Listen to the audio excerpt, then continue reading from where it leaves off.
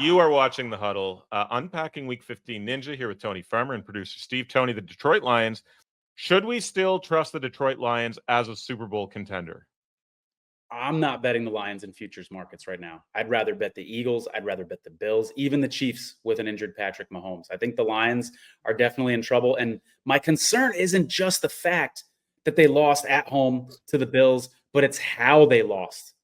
Giving up 48 points and that defense looking absolutely miserable.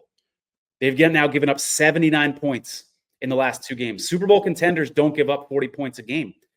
And then they have a couple more injuries on the defensive side. 2 more starters go down for a defense that we're already a little concerned about.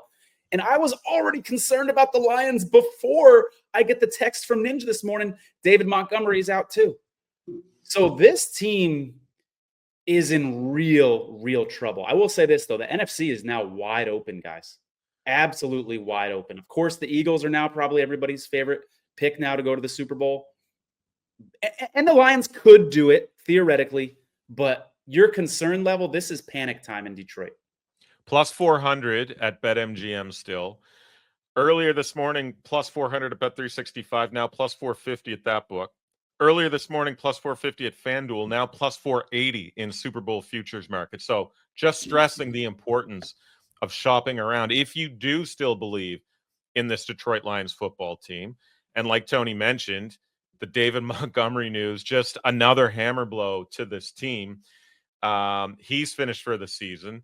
Alim McNeill, their best defensive lineman, he's headed to IR with an ACL, done for the season.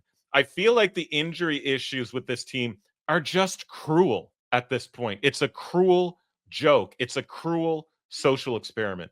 Aiden Hutchinson, Alex Anzalone, now Carlton Davis and McNeill. Tony, how is this defense going to be able to keep them in games during the playoffs? I'm not sure it's going to be able to be honest. Like this is concern time. Alex Anzalone was the guy with the green dot on his helmet. We all know Aiden Hutchinson, one of the best defensive players in the NFL. You lose Carlton Davis. Khalil Dorsey, not a big name, but a backup cornerback. That's not good when you're now losing multiple players at a position. He went down. He was carted off yesterday. This Lions team is in trouble. If you want a little tiny bit of silver lining here or something that could help them, Emmanuel Mosley, they should be getting him back.